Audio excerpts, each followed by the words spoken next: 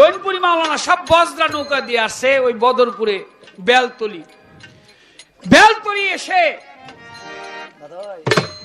দেখে লোকজন সব খেপে আছে মাঠের ভিতর। অনেক লোকজন যায়, লোকজন গিয়ে বলে আপনার কাছে আসছি বিচারের আশায়।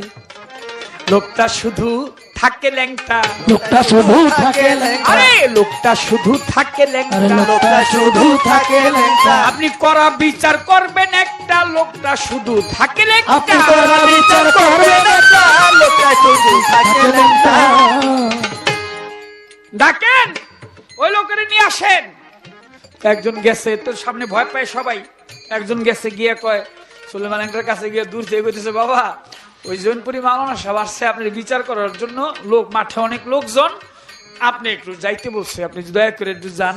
তো সুলেমান ল্যাংটার সামনে আসছিল একটা গামছা, টান দিয়া গামছাটা কোমরের মধ্যে পেঁচাইছে, কোমরের মধ্যে গামছা দিয়া মাঠে গেছে। ওই জৈনপুরি মাওলানা সাহেব চায় দেখে সুলেমান ল্যাংটা আসতেছে, তো একজন অলি আরেকজন অলিকে দেখলে চিনতে পারে, দেখেই বুঝতে পেরেছে সাধারণ মানুষ না।